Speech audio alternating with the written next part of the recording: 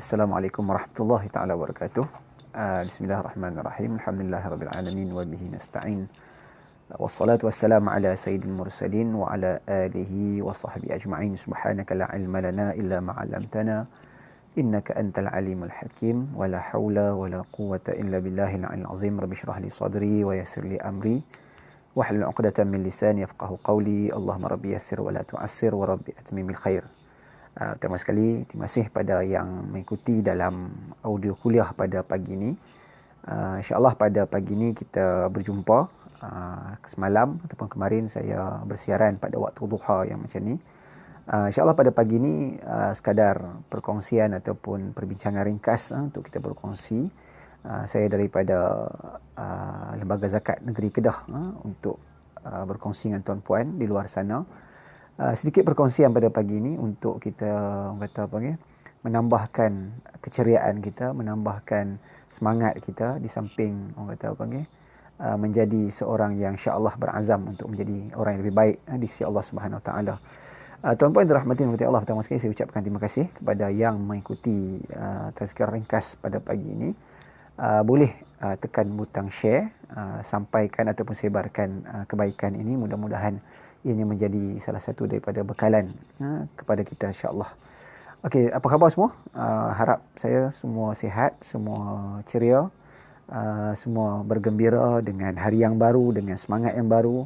Doa kepada Allah Subhanahu Wa Taala untuk memberikan kekuatan kepada kita untuk terus memberikan khidmat kita kepada bumi ini, khidmat kita pada agama ini, khidmat kita pada keluarga dan juga khidmat kita kepada seluruh umat manusia insya-Allah.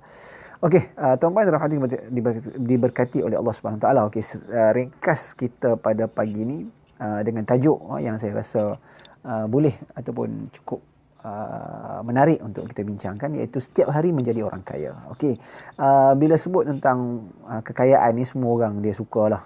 Bila sebut kaya, semua orang nak jadi kaya. Tetapi kita perlu sedar bahawasanya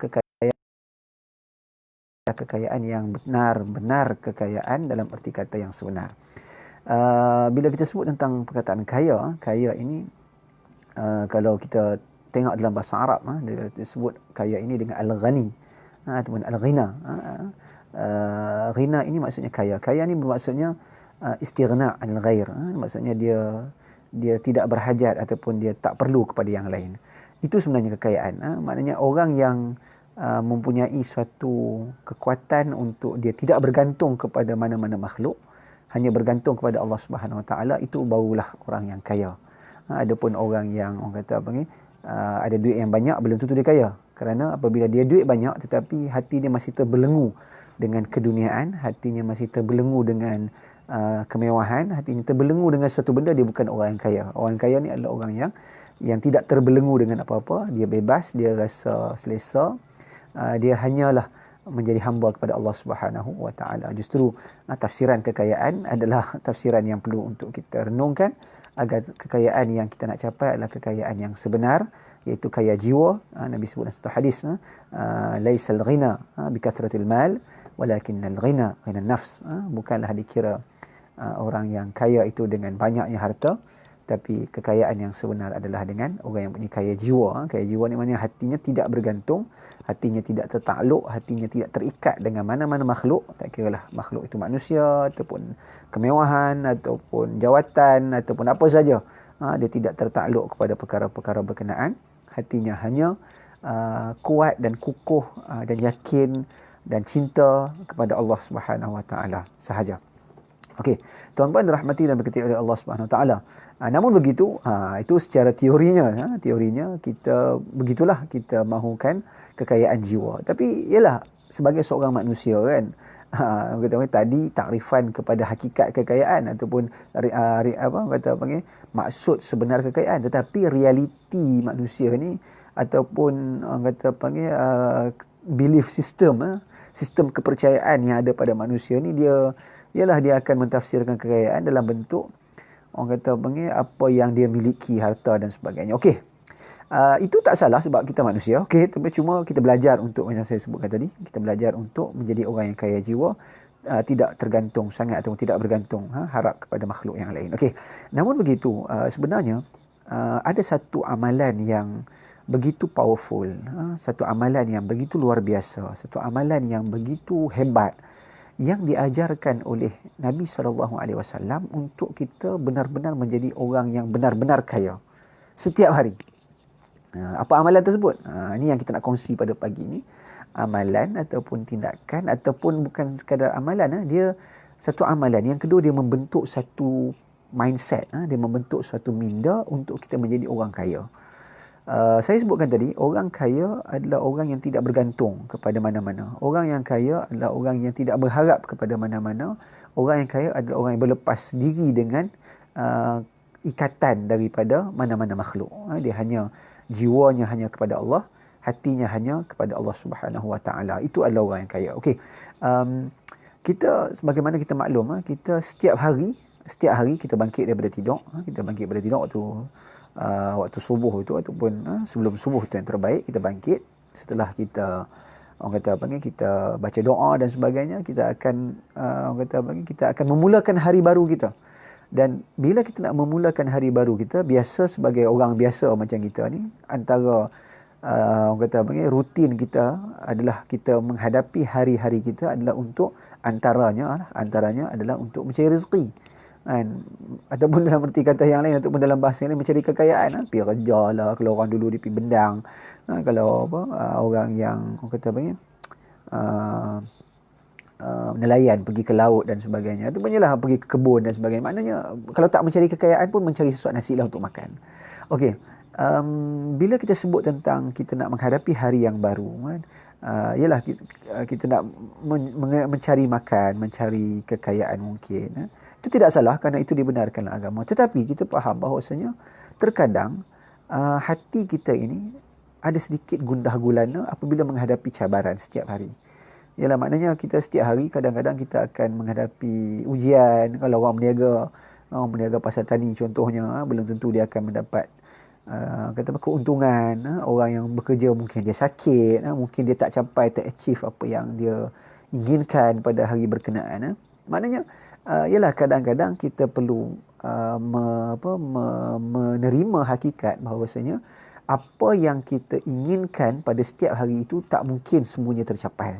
Kadang-kadang dia tersasar daripada apa yang kita inginkan. Dalam masa yang sama terkadang kita dapat durian runtuh, ataupun kita dapat benda yang tak kita sangka-sangka. Contohnya duduk saja tiba-tiba kita punya hasil meningkat, binatang peliharaan kita, kalau orang yang bela kambing, lembu dapat anak dan sebagainya. Maknanya itu kemungkinan berlaku. Tapi dalam masa yang sama dia tahu bahawasanya hari-hari kita mungkin akan melalui kepayahan dan kesusahan. Okey, maka di sana Islam atau Rasulullah SAW ada mengajarkan kepada kita tentang satu amalan, yang amalan itu kalau kita buat sesungguhnya kita telah pun menjadi orang kaya, kita telah pun menjadi orang yang orang yang memiliki segala-galanya, yang membentuk diri kita dan mindset kita untuk kita tidak terlalu gusar, tidak terlalu gundah gulana, tidak terlalu bimbang dan risau apa yang akan berlaku. Dan bahkan kalau berlaku pun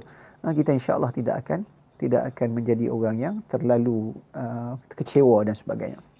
Okey, apa amalan tersebut? Okey, nak kongsi pada pagi ni, panjang mukadimah dia. Amalan dia satu amalan yang saya rasa semua tuan-puan dah tahu dan mungkin sudah amalkan, sekadar pengulangan.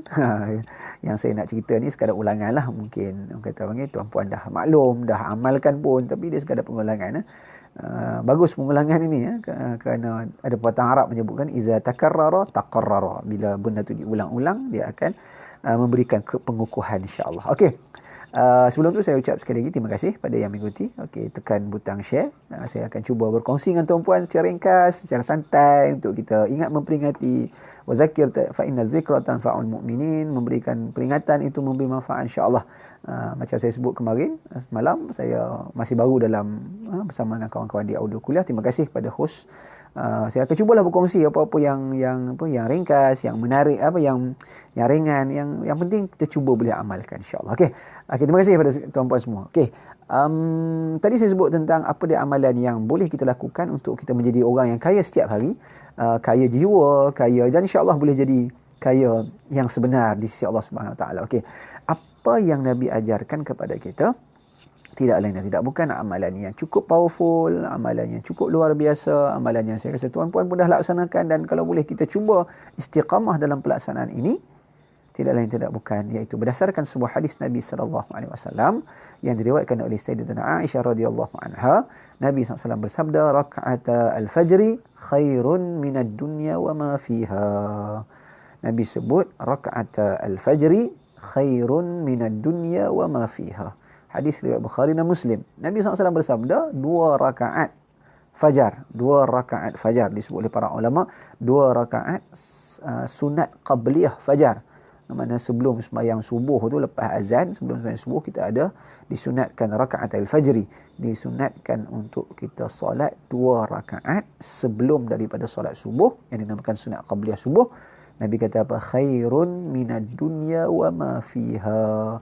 Yang mana solat sunat qabliyah subuh ini Nabi kata lebih baik, lebih bernilai, lebih bagus, lebih berguna minad dunya wa ma fiha, daripada dunia dan seisi dunia. Daripada dunia dan seisi dunia. Maknanya apa? Nabi SAW sebut, kata dengan melaksanakan dua rakaat solat qabliyah subuh, kita telah mendapat satu benda, kita telah mendapat satu nilai, kita telah mendapat satu keuntungan, yang keuntungan itu Nabi kata khairun minad dunya wa ma fiha, yang kebaikan itu, keuntungan itu lebih baik, lebih bernilai, lebih bagus daripada kita memiliki dunia dan seisinya. Tuan-puan, kita tahu dunia ini besar, kita tahu dunia ini luas, kita tahu kekayaan yang ada dalam dunia ini. Pernah tak kita memiliki kekayaan dunia dan seisinya? Jawapannya tak.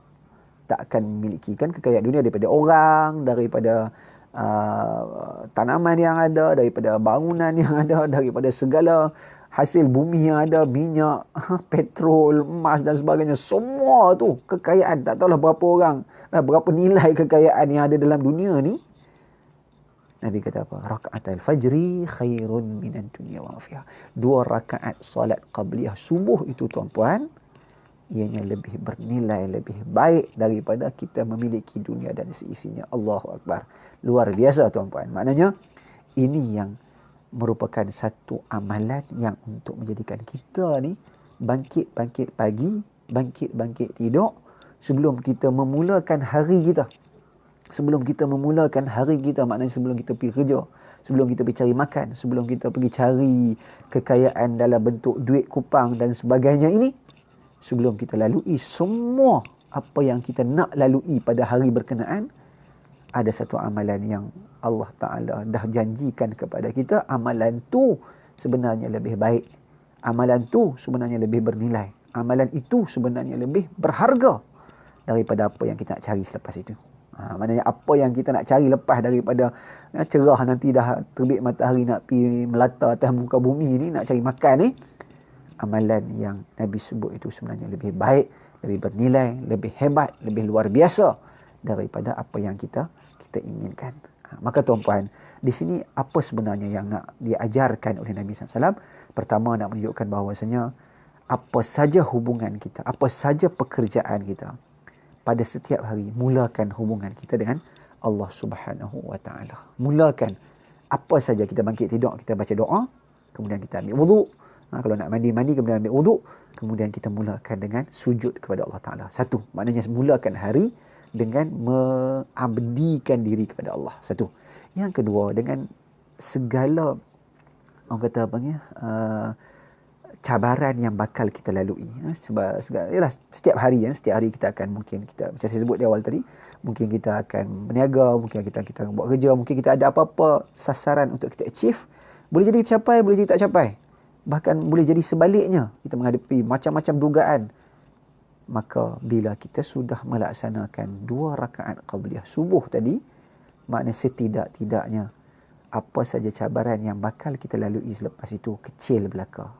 Apa saja ujian yang bakal kita lalui kecil belaka. Apa saja lalui pada hari berkenaan, insya-Allah masih lagi tak dapat dinilai dengan apa yang telah pun kita miliki daripada 2 rakaat yang kita solat tadi sebelum daripada solat subuh. Allahu Akbar. Tuan-puan, maka ini adalah salah satu motivasi daripada Rasulullah. Maknanya kita mulakan hari kita dengan cukup cemerlang. Mana sebelum kita nak kejar dunia ni, sebelum kita nak pergi makan, nak pergi cari makanan, nak pergi cari kekayaan dunia ni, kita dah dapat satu yang lebih bernilai daripada segala-galanya. Kita dapat benda yang lebih bernilai, iaitu 2 rakaat subuh. Nabi kata 2 rakaat itu nilainya lebih hebat, lebih besar, lebih luar biasa, lebih bernilai dan berharga daripada dunia dan seisi dunia. Maknanya seolah-olah Nabi nak kata dunia dan seisi dunia ni kecil je. Kita dah dapat yang lebih besar, iaitu 2 rakaat qabliyah subuh. Maka di sini pahalanya besar. Dan yang kedua, dia merupakan satu motivasi untuk kita yalah, meneruskan kerjaya kita, meneruskan tanggungjawab kita. Tapi kita kena ingat bahawasanya apa yang kita nak kejar dunia ni kecil belaka, kita dah dapat satu benda yang lebih hebat. Kita dah dapat pada awal hari lagi, kita dapat satu yang lebih besar. Maknanya kalau lepas ni tak dapat tara mana pun tak apalah, kalau pergi berniaga tak apa nak untung pun tak apa. Maknanya kita usaha, bukan tak usaha, kita usaha. Tapi kalau kata tak sebagaimana kita jangkakan, mana kalau kita pergi buat kerja tu tak achieve apa yang kita inginkan, tak apa. Kerana kita sudah memiliki yang lebih baik daripada itu, iaitu yang lebih baik daripada dunia dan seisinya. Maka tuan-puan dirahmati Allah, marilah sama-sama kita cuba istiqamah untuk kita jaga 2 rakaat qabliyah subuh ni sedaya upaya. Ada hadis daripada Aisyah juga menyebutkan bahawasanya Nabi SAW tidak ada solat sunat yang lebih Nabi tekankan, lebih Nabi beratkan selain daripada solat qabliyah subuh. Ada sebagian ulama menyebutkan Nabi solat sunat ni ada 2 yang Nabi cukup tekan. Di awal hari satu yang namanya qabliyah subuh, dan juga di hujung hari iaitu namanya witir. Itu 2 jenis solat yang Nabi jadikan sebagai pembuka kepada hari-hari setiap hari dan juga penutup bagi setiap hari. Maknanya ini adalah satu kelebihan yang Allah SWT sediakan kepada kita.